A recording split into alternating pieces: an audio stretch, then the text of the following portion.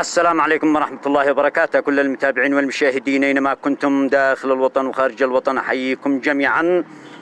الأخ وضح قطيش، محامي المومري والمصباحي.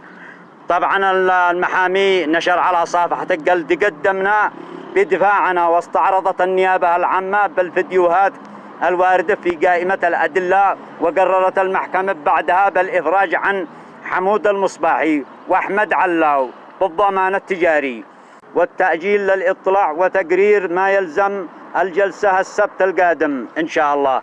هذا ما قررته المحكمة الجزائية بالعاصمة صنعاء اليوم 17/1/2023 بإطلاق سراح كل من حمود المصباحي وأحمد علاو، والمومري وأحمد حجر ما زالوا إلى السبت القادم الجلسة إن شاء الله الثالثة، وإن شاء الله يطلق سراحهم بداية الخير. يعني بداية يعني يقول المثل بداية السيل قطرة، وهذا بداية الخير. اطلاق المصباحي واحمد علاو والبقية بيطلقوا ان شاء الله، وما فيش اي شيء. وان شاء الله يعني هناك يعني الدولة والجهات المختصة في العاصمة صنعاء يعني عارفين انهم جابوا كل شيء على حسنيتهم، وتحياتنا لكم فيها.